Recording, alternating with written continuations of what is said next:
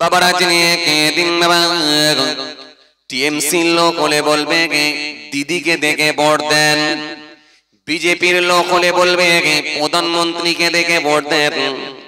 সুতরাং তারা নিজেরা কিন্তু নিজেদের দেখে ভোট দেন, এটা কিন্তু একবারও বলবে না, বরং একটাই কথা বলবে দিদিকে দেখে ভোট দেন, প্রধানমন্ত্রীকে দেখে ভোট দেন। আল্লাহ আপনাকে আমি একটা কথা বলি, খুব ঠান্ডা বেরেনে বুঝবেন, খুব ঠান্ডা বেরেনে বুঝবেন। আপনাদের এখানে যদি কোনো রাজনীতির নেতা ভোট প্রচারে আসে, কোন রাজনীতির নেতা যদি ভোট প্রচারে আসে, সে কি বলবে? আমাকে দেখে ভোট দাও, না মুখ্যমন্ত্রীকে দেখে ভোট দাও, সিএম কে দেখে ভোট দাও? কি বলবে? যদি সে টিএমসি এর লোক হয়, আমি মনে আপনাদেরকে বুঝাতে পারছি। আপনাদের এখানে যদি কোনো রাজনীতির নেতা, সে পঞ্চায়েত প্রধান হোক, পঞ্চায়েতের মেম্বার হোক, কোন লোকাল এমএলএ হোক, এমপি হোক, যেই হোক, যদি কোন রাজনীতির নেতা ভোট প্রচারে আসে, এসে কি বলবে? আমাকে দেখে ভোট দাও বলবে, না মুখ্যমন্ত্রীকে দেখে ভোট দাও, সিএম কে দেখে ভোট দাও? কোনটা বলবে? একটু ভালো করে বলেন, যেটা আপনাদের মন চাই সেটাই বলেন। আমাকে দেখে ভোট দাও এটা বলবে, নাকি না মুখ্যমন্ত্রীকে দেখে ভোট দাও এটা বলবে? কোনটা বলবে? ধরে নিন সেটা টিএমসির লোক, যিনি ভোট প্রচারে এসেছেন টিএমসির লোক, সে মেম্বার হতে পারে, প্রধান হতে পারে, এমএলএ হতে পারে, এমপি হতে পারে, যেই হোক, এই ভোট প্রচারে যদি আসেন, তিনি এসে আপনার সামনে, আপনাদের সামনে যখন ভোট প্রচার করবে, তিনি কি বলবে? যে আমাকে দেখে ভোট দেন, না সিএম কে দেখে ভোট দেন, মুখ্যমন্ত্রীকে দেখে ভোট দেন? কারণ তিনি অনেক কিছু প্রকল্প করেছেন, এই করেছেন, তো সুতরাং তাকে দেখে ভোট দেন। এই তাকে দেখে ভোট দেন এটা বলবে, না আমাকে দেখে ভোট দেন এটা বলবে? কোনটা বলবে? একটু ভালো করে বলেন, আমি কিছু একটা বোঝাতে চাইছি তো আপনাদেরকে। কি বলবে?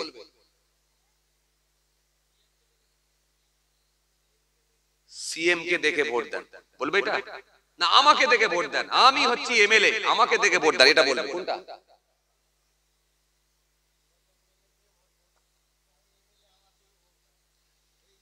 বলেছে কোনদিন আপনাদের এখানে?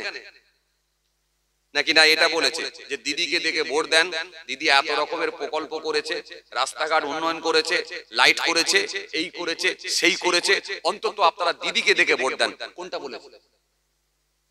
খুব ভালো করে বুঝে বলে। সে বলেছে যে আমাকে দেখে ভোট দেন, না দিদিকে দেখে ভোট দেন? কোনটা বলেছে? তাহলে এই আপনি বললেন আমাকে এমএলএ কে ভোট দেন বলেছে।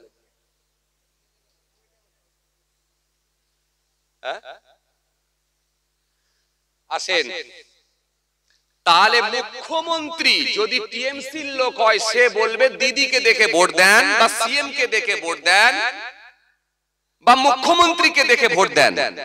এটা কেন? তিনি এত রকমের প্রকল্প করেছে, ইত্যাদি ইত্যাদি। যেহেতু সে টিএমসির লোক, ওটাই বলবে। বিজেপির যদি কোন নেতা বা নেত্রী যদি ভোট প্রচারে আসে, সে কি বলবে? প্রধানমন্ত্রীকে দেখে ভোট দেন বলবে। কি বলবে? বলবে কি বলবে? কথা বলে, বলবে কি বলবে? প্রধানমন্ত্রীকে দেখে ভোট দেন, কারণ আমাকে নয়, তিনি এত রকমের প্রকল্প করেছে, গোটা ভারতবর্ষে বিভিন্ন রাজ্যে এত উন্নয়ন করছে, প্রধানমন্ত্রীকে দেখে ভোট দেন। বলবে কি বলবে? কথা বলেন, বলবে কি বলবেন? বলবে। হে তরুণিয়া নওজওয়ান জামাকেরা, আলা আলি সাইয়্যিদানা মাওলানা মুহাম্মদ सल्लल्लाहु अलैहि वसल्लम। उनका दर चुमने का सिला मिल गया, उनका दर चुमने का सिला मिल गया, सर उठाया तो मुझको खुदा मिल गया, आसियों का बड़ा मर्तबा मिल गया, हस्र में दामने मुस्तफा मिल गया। अल्लाहुम्मा सैयदना मौलाना मोहम्मद वला आलि सैयदना मौलाना मोहम्मद सल्लल्लाहु अलैहि वसल्लम। इक़रा इक़रा पढ़ो, इक़रा इक़रा, इक़रा इक़रा पढ़ो, इक़रा इक़रा, इक़रा इक़रा पढ़ो, इक़रा इक़रा, इक़रा इक़रा पढ़ो, इक़रा इक़रा। ज्ञानी होले इक़रा, जानते होले इक़रा, अल्लाह नामे इक़रा, अल्लाह बोले इक़रा। इक़रा इक़रा पढ़ो, इक़रा इक़रा, इक़रा इक़रा पढ़ो, इक़रा इक़रा। अल्लाहुम्मा सैयदना मौलाना मोहम्मद वला आलि सैयदना मौलाना मोहम्मद सल्लल्लाहु अलैहि वसल्लम। पर शब्द आंख स्वप्न বাদো বইয়ের সাথে গর, বই তো তোমার বুকে শুদ্ধ আলোর মেহেরা পরন। ইকরা ইকরা পরন, ইকরা ইকরা, ইকরা ইকরা পরন, ইকরা ইকরা। জ্ঞানী হলে ইকরা, जानते होले इक़रा, अल्लाह नामे इक़रा, अल्लाह बोले इक़रा। इक़रा इक़रा इक़रा पढ़ो, इक़रा इक़रा, इक़रा इक़रा पढ़ो, इक़रा इक़रा। अल्लाहुम्मा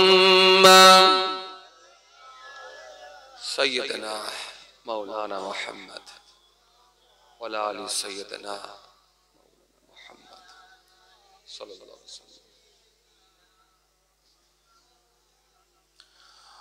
وقال الله تعالى في كلامه المجيد والفرقان الحميد: وإذا لقوا الذين آمنوا قالوا آمنا وإذا خلوا إلى شياطينهم قالوا إنا معكم إنما نحن مستهزئون.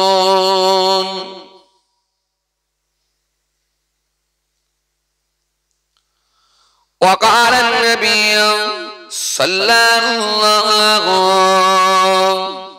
عليه وسلم: لا يؤمن أحدكم حتى يكون أحب إليه من والده وولده والناس أجمعين.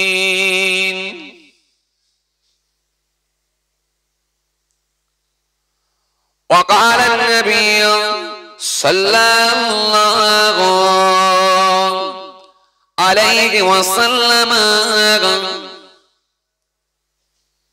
وعن أبي هريرة رضي الله تعالى عنه قال: كان رسول الله صلى الله عليه وسلم إذا لبس قميصا بدعا بما يمينه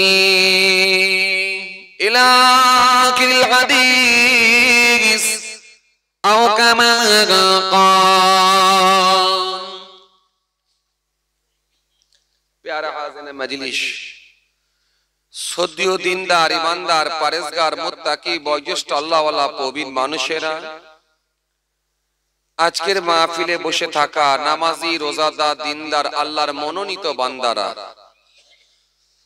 আজকের মাহফিলে বসে থাকা আমার যুবক সাথী মহব্বতের ভাইরা, আজকের মাহফিলে বসে থাকা আমাদের ঘরের সন্তানেরা, আমার ছোট ছোট ভাই বোনেরা, আজকের মাহফিলে বসে থাকা দিন দরদি, ইসলাম দরদি, নবীর প্রেমিক, নবীর আশেকেরা, আজকের মাহফিলে বসে থাকা জ্ঞানীগুণী মানুষ, শিক্ষিত মানুষ, বুদ্ধিজীবী মানুষ, সোশ্যাল মানুষেরা, আজকের মাহফিলে আগত হাফেজে কোরআন, ওলামায়ে কেরাম, খাস করে এই মহল্লার ইমাম, আমাদের সকলের কাছে সম্মানীয় ব্যক্তি মোহতারাম ইমাম সাহেব ভাই, সকলকে সালাম মোবারকবাদ জানিয়ে খুব অল্প সময় সংক্ষিপ্ত কিছু বয়ান করে আপনাদের খেদমত থেকে বিদায় নেব। খুব কষ্ট আপনাদেরকে দেব না, অল্প সময় বিক্ষিপ্ত কিছু আলোচনা। মাশাআল্লাহ, আপনারা জ্ঞানীগুণী মানুষ, প্রচুর জলসা শোনায় আপনারা অভ্যস্ত, প্রচুর ওয়াজ শোনায় আপনারা অভ্যস্ত, এবং হুজুর ঘাটায় যথেষ্ট আপনারা অভ্যস্ত। এই জন্যই তো আর এখানে আসতে মন চায় না, কি বলে? এত বেশি আমরা হুজুর ঘাটি, জলসা আর ভালো লাগে না, ঠিক না? জি, এত জলসা দিচ্ছি আর জলসায় গিয়ে মজা না। তুলনামূলক ভাবে যদি একটা ফাংশন হয়, কিছু নিত্য নতুন পাওয়া যায়। তুলনামূলক ভাবে যদি একটা যাত্রা হয়, সেখানে কিছু নিত্য নতুন অন্তত পাওয়া যায়। জলসায় আর কি পাবো? সেই নামাজ, সেই রোজা, সেই দাড়ি রাখো, সেই টুপি পরো, সেই হজ করো, যাকাত দাও, এ মৌলী সাহেবদের কথা সব আমাদের মুখস্থ। এই জন্য জলসার দিনে আমরা বেশি কুটুমালা করাই অভ্যস্ত হয়ে পড়েছি। জলসার দিনে রুটি তরকারি খাওয়াচ্ছি কে? এটা মেয়ের বাড়ির আত্মীয়। জলসার দিনে কত রকমের ইন্তজাম করেছি, রাতের বেলা কুটুমালা হচ্ছে কে? এটা হলো আমার বিয়াই, ছেলের বাড়ির আত্মীয়। এই যে ব্যাপার, এই আত্মীয়তার সম্পর্ক আমরা বরং এখন বাড়ানোতে অভ্যস্ত হয়ে পড়েছি। যদিও কিছু জলসা হয়, তা আবার জলসাকে কেন্দ্র করে এত অত্যাধিক দোকান দেওয়া হচ্ছে, মানুষ দোকানে বসে বসে কিছু রাজনীতির গল্প, কিছু ব্যক্তি কেন্দ্রিক কাউকে কটাক্ষ, কিছু আলোচনা, কিছু সমালোচনা। চায়ের দোকানটা কি আমরা এখন বেছে নিয়েছি, বাদামের দোকানটা বেছে নিয়েছি। এজন্য জলসার মাহফিলে আর আমরা সবাই যেতে পছন্দ করি না, এজন্য যাচ্ছি না। আর যদিও আজ শোনার প্রতি একটু আমাদের ঝোঁক ছিল, কিন্তু এখন ইউটিউবের যুগ হয়ে গিয়ে সেই শখটাও মিটে গেছে। কারণ অনেক নামি দামি হুজুর, বক্তা, ওয়াইজিন, পীর সাহেব সব আমি এখন পকেটে করে নিয়ে ঘুরে বেড়াচ্ছি। সুতরাং আমি কত বড় একজন ব্যক্তি বুঝতে পারছো? শুধু তাই নয়, পশ্চিম বাংলা না, সারা ভারতবর্ষে বিভিন্ন রাজ্যের বক্তাকে নিয়ে ঘুরে বেড়াচ্ছি। শুধু তাই নয়, ওপার বাংলা, পাশাপাশি দেশ বাংলাদেশ। আবার যদি কেউ একটু হিন্দি ভার্সন ভালো বোঝেন, হিন্দি ভাষায় যদি কেউ শোনা বা বলায় অভ্যস্ত হন, তাহলে আবার পাশের দেশ পাকিস্তান বা অন্যান্য দেশ, এই গোটা পৃথিবীর বিভিন্ন নামি দামি কোম্পানির হুজুরকে নিয়ে লাড়াঘাটা করায় এমন অভ্যস্ত হয়ে পড়েছি। এজন্য ঘরের পাশে জলসা হলে আমাদের আর ভালো লাগে না, আমরা যেতেই চাই না। কথা বলে একটু হ্যাঁ না কিছু বলেন না রে বাবা। আচ্ছা, আর যদিও একদম নিহাতি ওয়াজ শুনতে যেতে হয়, তাহলে আমরা একেবারে কাজ গুড়িয়ে নিয়ে যাই। কেউ খৈনির ডাব্বা নিয়ে যায়, কেউ পকেটে করে বিড়ির ব্যান্ডিল ভরে নিয়ে যায়। একান্ত যদি ওখানে খেতে লজ্জা লাগে, খৈনি খাবো, বিড়ি খাবো, দেখতে খারাপ লাগবে, তো অন্তত তা না হলে যদি সেটা না হয়, অন্তত কিলো ডেরেক বাদাম কিনে নিয়ে যায়। সেখানে গিয়ে গিয়ে অন্তত বসে বসে একটু বাদাম চিবিয়ে তো সময়টা কাটাতে হবে। কারণ সময়টা কাটবে কি করে? আমাদের অবস্থা কোন জায়গায় পৌঁছাচ্ছে বুঝতে পারছেন? কথা বলছেন না কেন? অবস্থা কোন জায়গায় পৌঁছাচ্ছে বুঝতে পারছেন? এই লক্ষণটা ভালো লক্ষণ নয়, এটা খারাপ লক্ষণ। যতই আমরা টুপি রাখি, যতই আমরা দাড়ি রাখি, যতই বড় বড় জুব্বা পরি, ওসব গেটআপ দিয়ে আল্লাহর কাছে কোনো লাভ হবে না। আসলে এই যে ভালো জায়গার প্রতি আমাদের আন্তরিকতা যে নেই, এই যে ইন্টারেস্ট এটা যে কমে যাচ্ছে, এই লক্ষণটা খারাপ লক্ষণ, ভালো নয়। পাশে একটা ফুটবল খেলা দিয়ে দেখেন না কি অবস্থা হয়, মাঠে জায়গা দিতে পারবেন না। একটু হ্যাঁ না কিছু বলছেন না কেন আপনারা? একটা ক্রিকেট খেলা দিয়ে দেখেন না জি, মাঠের বাউন্ডারি চারিদিকটা দেখেন, হাজার হাজার মানুষের সমাগম, জায়গা দিতে পারবেন না। জি, একটা মেলা দিয়ে দেখেন না, জায়গা দিতে পারবেন না। কিন্তু জলসায় এত বড় প্যান্ডেল, এত অল্প লোক। অনেকদিন পরে আমি এত কম লোক পেলাম, অনেকদিন পরে। নাহলে আলহামদুলিল্লাহ মোটামুটি লোকজন পাচ্ছি, তো আজকে দেখলাম যেন বড্ড লোকজন কম দেখে মনে হলো। তো যাই হোক, এই যে এই লক্ষণটা খুব একটা ভালো লক্ষণ নয়, এটা খুব খারাপ লক্ষণ। কিন্তু এটা প্রমোশন নয়, বরং ডিমোশনের দিকে যাচ্ছে। এটা লক্ষণ কিন্তু খুব খারাপ লক্ষণ। কারণ রাসূলুল্লাহ জানিয়ে দিয়েছেন, ভালো জিনিসের প্রতি যদি ইন্টারেস্ট কমে যায়, আসলে এই লক্ষণ কিন্তু খুব খারাপ। রাসূলুল্লাহকে জিজ্ঞাসা করা হয়েছিল, মাল ঈমান, ঈমান কি? আল্লাহ নবী বলেন, ক্বালা ইযা সাররাতকা হাসানাতুকা ওয়া সাআতকা সাইয়্যাতুকা ফাআনতা মুমিনুন। আল্লাহ নবী বললেন, যখন তুমি কোনো ভালো কাজ করবে, সেটা নামাজ হতে পারে, রোজা হতে পারে, যাকাত দেওয়া হতে পারে, দান হতে পারে, হজ হতে পারে, জলসা শোনা হতে পারে, এই ভালো কাজ যখন তোমার দ্বারাই হবে, তোমার মধ্যে একটা আলাদা অনুভূতি আসবে, একটা মজা আসবে, একটা তোমার মধ্যে আলাদা ইন্টারেস্ট আসবে, তোমার খুব ভালো লাগবে, একটা স্বাদ পাবে। দ্বিতীয় নম্বর কি? তোমার দ্বারাই যদি কোনো অসৎ কাজ হয়ে যায়, অন্যায় কাজ হয়ে যায়, ভুলবশত হয়তো বন্ধুর পাল্লায় পড়ে একটা সিগারেটের টান দিয়ে দিয়েছো, ভুলবশত, এটা তুমি ব্যতীত হবে।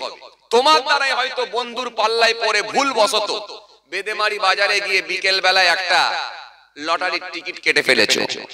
এই কেটে ফেলার পরে তুমি রাতের বেলা কিন্তু আর ঘুমাতে পারছো না, এত টেনশনের মধ্যে পড়ে গেছো, আল্লাহ আমার কি হলো, আমি কেন কেটে ফেললাম, আল্লাহ বন্ধুর পাল্লায় পড়ে এটা কেন কাটলাম, আল্লাহ আমি তো কোনোদিন কাটিনি, আল্লাহ আমি কি ভুল কাজ করলাম, আল্লাহ আমি কি অন্যায় করলাম, আল্লাহ আর তো কোনোদিন কাটবো নি, এটা তো ঠিকই, কিন্তু আজকে কেন কাটলাম, আমি কি অন্যায় করলাম, আল্লাহ আমি কি ভুল কাজ করলাম, আল্লাহ তুমি ক্ষমা করো, মাফ করো। এই যে ব্যতীত হওয়া, মর্মহত হওয়া, এই যে মনের মধ্যে কষ্ট পাওয়া, পেয়ে আল্লাহর দিকে ফিরে আসা, এই দুটো লক্ষণ মিলাতে পারলে ফান্তা মুমিনুন, অতঃপর সে হবে একজন মুমিন। বাস্তবে আপনি মেলান, চায়ের দোকানে বসে আছেন, জলসা ভালো লাগে না আপনাকে, ও ভালো করে বুঝবেন, হাদিসটা এবারে বুঝেন, বাস্তবটা মেলান। চায়ের দোকানে বসে আছেন, এই যে এই দেউলি জলসাকে কেন্দ্র করে যে চায়ের দোকান হয়েছে, পানের দোকান হয়েছে, কাপড়ের দোকান হয়েছে, জিলাপির দোকান হয়েছে, ওখানে আপনি বসে আছেন, অথচ জলসা আপনাকে ভালো লাগে না। তারপরে লক্ষণ কি, ভালো না খারাপ? আপনি বলেন, আমি তো হাদিস দিলাম, আমি তো নবী থেকে ধার করে হাদিস দিয়েছি, এবারে আপনি বলেন বাস্তবটা, এই লক্ষণ ভালো না খারাপ? বলেন, এই লক্ষণটা কিন্তু খুব খারাপ লক্ষণ। যত বড় আপনার দাড়ি থাক, যত বড় দাড়ি থাক, যত বড় জুব্বা থাক, কোন কাজে নাও আসতে পারে, এটা মনে রাখতে হবে। আপনি একটা পাশের গ্রামে খেলা দিয়েছেন, সেখানে তো আপনাকে ডাকতে হয় না, বিরিয়ানিও দিতে হয় না, আপনি গিয়ে ভিড় জমাচ্ছেন, কিন্তু জলসার মজলিস একটা হয়েছে, কিন্তু একবার মন চাইলো না গিয়ে একটু বসি, এটা খুব খারাপ লক্ষণ, খুব খারাপ লক্ষণ। এই জন্য ভাইরা আমার, বন্ধুরা আমার, সাথী মহব্বতের ভাইরা, ভুল বুঝবেন না, রাগ করবেন না। এই জন্য এরকম মাহফিল গুলো যখন হবে, অন্তত সেখানে গিয়ে কিছু সময় বসার চেষ্টা করবেন। বাড়িতে নেই সেটা আলাদা কথা, ভিন্ন কথা, কোথাও কাজে কামে গেছেন সেটা আলাদা কথা, ভিন্ন কথা, কিন্তু এই মাহফিল দেওয়া সত্ত্বেও যদি আপনাকে ভালো না লাগে, যদি মাহফিলে আসতে মন না চায়, আপনি যত বড় দাঁড়িওয়ালা নামাজি হন, এই লক্ষণটা কিন্তু খারাপ, এই সিম্পটমটা কিন্তু খারাপ। কারণ এই লক্ষণটা কিন্তু মুমিনের লক্ষণ নয়।